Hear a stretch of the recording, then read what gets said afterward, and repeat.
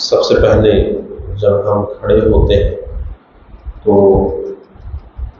ہمارے دونوں پیروں کے درمیان یعنی پنجوں کے درمیان 4 انگل کا فاصلہ ہونا چاہیے، اور اس سے تھوڑا بہت زیادہ بھی 2-3 انگل اور زیادہ بھی ہو سکتا ہے۔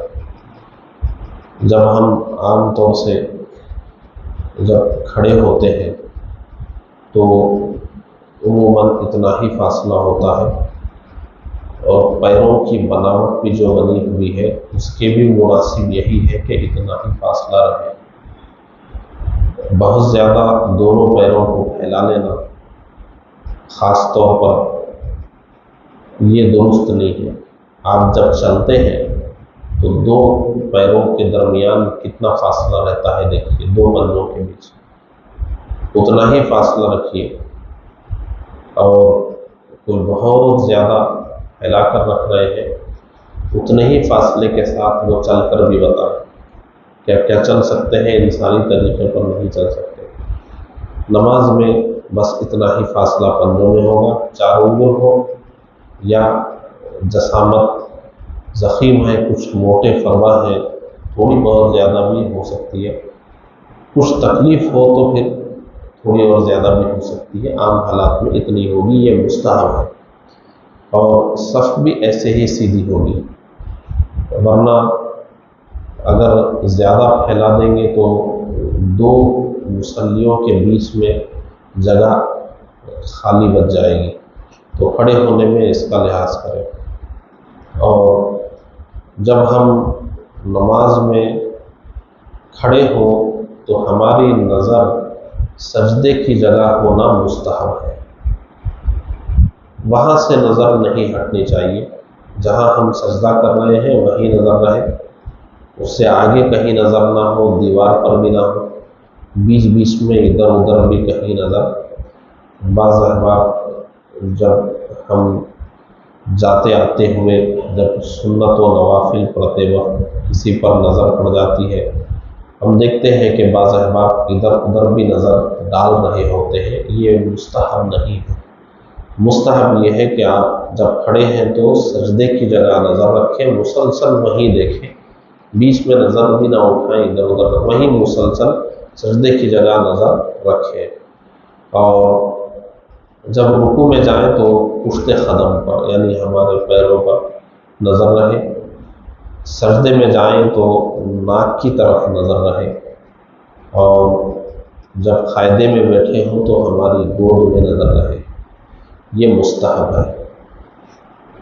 کسی کی حالت اگر ایسی ہے کہ آنکھ کھلے رکھنے میں ان کو خلل ہو رہا ہے کچھ، تو بند رکھنے کی بھی اجازت ہے، لیکن اصل طریقہ یہی ہے کہ نماز میں آنکھ کھلے ہوئے ہونا چاہیے، اور کھڑے ہونے کی حالت میں سجدے کی جگہ دیکھیں، رکوع میں پیروں کو دیکھیں، سجدے میں ناک کی طرف دیکھیں، قاعدے میں گود کی طرف دیکھیں، یہ آنکھ کھلی رکھنا اور ان جگہوں پر نظر رکھنا یہ مستحب ہے۔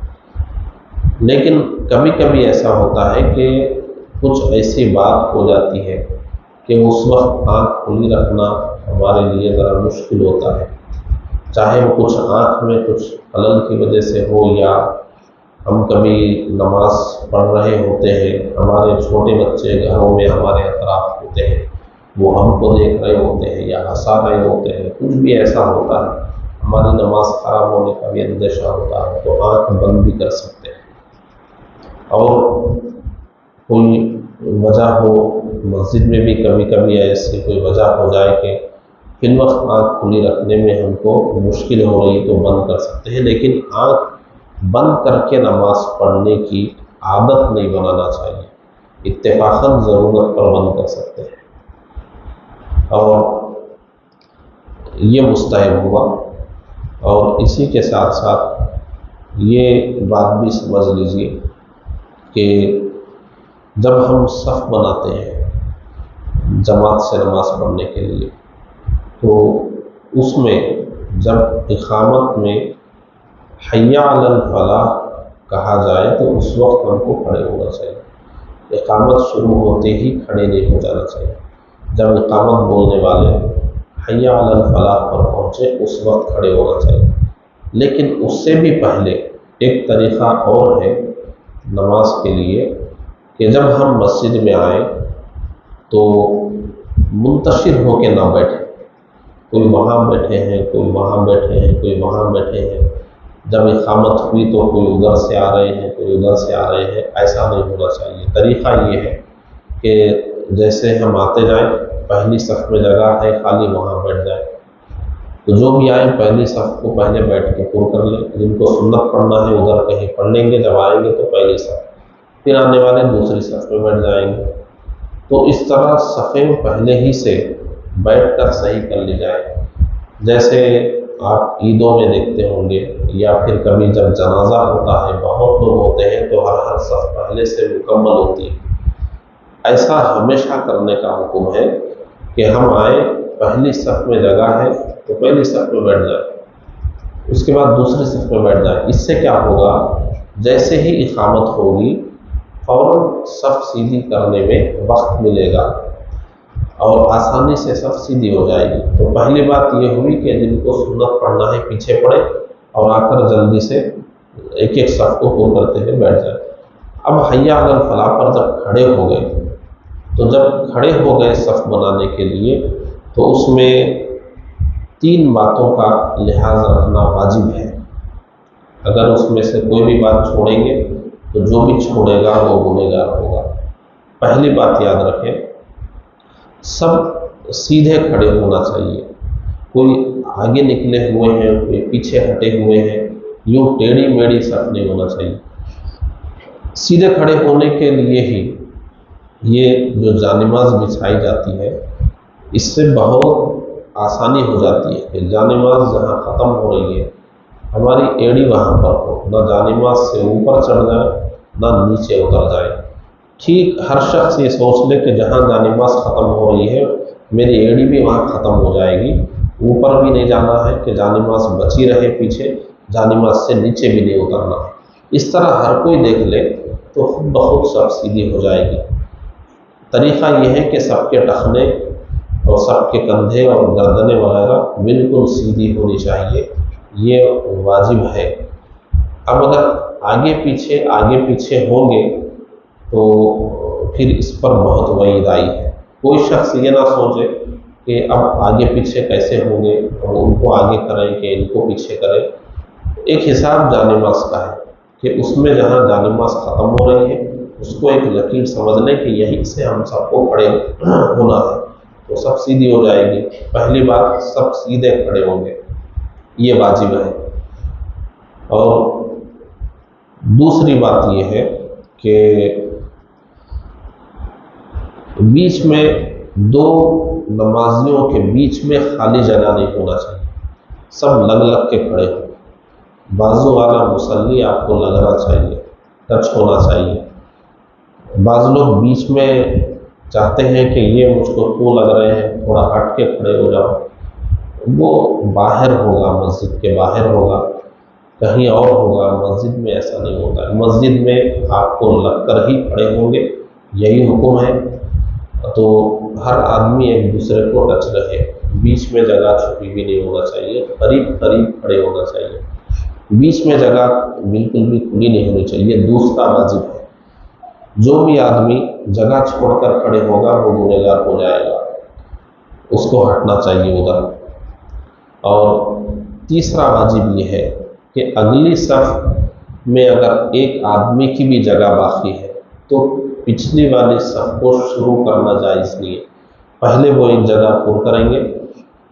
جیسے ابھی کونے میں 2-3 لوگوں کی جگہ باقی ہے اور یہ دوسری صف شروع کر دیے، یہ ایسا نہیں ہوگا۔ پہلے وہ دونوں کی جگہ کو پوری کریں گے، پہلی صف مکمل ہو جانے کے بعد دوسری صف۔ اتنا اہم مسئلہ ہے یہ، یہاں تک لکھا ہوا ہے مسئلہ کہ اگلی صف میں ایک آدمی کی جگہ خالی ہے، پیچھے والے نے پوری صف بنا دی، پیچھے کے لوگوں نے، تو دوسری صف پوری بھر گئی ہے جبکہ پہلی صف میں ایک آدمی کی جگہ باقی ہے۔ اب کوئی شخص آیا تو اسے اجازت ہے کہ دوسری صف والے مصلیوں کو ہٹا کر وہ آگے کی صف میں جا کے کھڑا ہو جائے، یہ مصلی نہیں بول سکتے کہ ہم نماز پڑھ رہے تھے تو ہم کو ہٹا کر دھکا دے کر آگے ہو گئے۔ وہ کہے گا کہ سامنے جگہ خالی تھی، آپ کو پر کرنا چاہیے تھا، آپ پہلے سے موجود تھے۔ تو اتنا سخت حکم ہے دیکھیے کہ نماز پڑھنے والے کو آپ دھکا دے کے آگے کی صف میں کی جگہ کو جا کر پر کر سکتے ہیں۔ تو اس سے سمجھنا چاہیے کہ کتنی بڑی غلطی ہوگی اگر پہلی صف میں جگہ ہو اور ہم دوسری صف میں کھڑے ہو جائیں، اور جتنی پہلی صف میں کھڑے ہوں گے اتنا زیادہ ثواب۔ تو ان 3 باتوں کو یاد رکھیں۔ پہلی بات یہ ہے کہ صف سیدھی ہونی چاہیے، دوسری بات یہ کہ 2 نمازیوں کے بیچ میں گیپ فاصلہ نہیں ہونا چاہیے، اور اگلی صف مکمل ہونے سے پہلے پچھلی صف کو شروع نہیں کرنا چاہیے۔ یہ اتنی اہم بات ہے کہ حضور پاک صلی اللہ علیہ وسلم جب اقامت کے بعد نماز شروع فرمانا ہوتا اور حضور کو یہ محسوس ہوتا کہ صف سیدھی نہیں ہے، تو حضور مصلی سے تشریف لاتے تھے۔ جو بھی آگے پیچھے ہیں صحابہ کرام میں سے، ان کو حضور درست فرماتے تھے کہ آپ تھوڑا آگے ہو جاؤ یا آپ تھوڑا پیچھے ہو جاؤ۔ اس طرح صفیں سیدھی کرانے کے بعد پھر حضور آ کر نماز شروع فرماتے تھے۔ حضرت عمر فاروق رضی اللہ عنہ نے تو ایک صحابی رسول کو مقرر کر دیا تھا، اقامت کے بعد آپ پورا جائزہ لو، صفوں کو دیکھو، صفیں سیدھی ہے تو ٹھیک ہے مجھے اطلاع دو، سیدھی نہیں ہے تو اس کو سیدھی کرنے کے بعد اطلاع دو۔ تو جب وہ صحابی صفیں وغیرہ پوری چیک کر کے جائزہ لے کے حضرت عمر فاروق رضی اللہ عنہ سے بولتے تھے کہ ہاں صفیں سیدھی ہے، تو اب نماز شروع فرماتے تھے۔ ایسے ہی حضرت عثمان غنی رضی اللہ عنہ کے دور میں بھی ہوا، ایسے ہی حضرت علی مرتضیٰ رضی اللہ عنہ کے دور میں بھی ہوا۔ تو حضور نے بھی اور خلفائے راشدین نے بھی صفوں کا اتنا اہتمام فرمایا، اور اللہ کے رسول نے فرمایا تمہاری صفیں اگر ٹیڑھی ہوں گی، درست نہیں ہوں گی، تو تمہارے اندر پھوٹ پڑ جائے گی، تم میں جھگڑے ہوں گے، اور تمہارے دل آپس میں ایک دوسرے سے ٹکرائیں گے اور مختلف ہو جائیں گے۔ تو ہم جو نماز میں صف بناتے ہیں اس کو آپ ہلکے میں مت لیجیے، یہ مت سمجھیے کہ بس سب کھڑے ہو جانا ہے، ایسا نہیں ہے۔ صفیں اگر صحیح نہیں بنائی جائیں گی تو اس کا سیدھا اثر ہماری نمازوں پر بھی پڑتا ہے، ہمارے دلوں پر بھی پڑتا ہے، ہمارے معاملات پر بھی پڑتا ہے۔ نماز تو بہرحال ہو جائے گی، لیکن صف کا جو حق ہے وہ ادا نہیں ہوگا، اور وہ جو 3 واجب میں سے کوئی بھی ایک واجب جو بھی شخص چھوڑے گا پھر وہ گنہگار بھی ہوگا۔ تو مسجد میں آنے کے بعد ہم اپنا طریقہ یہ بنائیں کہ پیچھے کہیں سنتیں پڑھ لیں، اور اگر وقت ہو تو آگے کی صف میں بھی سنت پڑھ سکتے ہیں، لیکن اندیشہ ہے کہ میری سنتوں کے بیچ ہی نماز شروع ہو جائے گی تو پیچھے کہیں کنارے میں پڑھ لیں، اور ایسا نہیں ہے تو آگے آ کر پڑھیں۔ جب نمازی آتے جائیں تو پہلی صف مکمل کر کے بیٹھ جائیں، پھر دوسری صف، جب اقامت ہو تو کھڑے ہو کر تھوڑی سی توجہ دینے سے ہی صف ہماری سیدھی ہو جائے، ایسا ہونا چاہیے۔ اور ایسا بالکل نہ ہو کہ اقامت کے وقت ادھر سے کوئی آ رہے ہیں، ادھر سے کوئی آ رہے ہیں، اور مسجد میں سب منتشر ہو کر بیٹھے ہوئے ہیں، ایسا نہیں ہونا چاہیے، یہ درست طریقہ نہیں ہے۔ یہ صفوں کے بارے میں تفصیل تھی، اس کو یاد رکھیے۔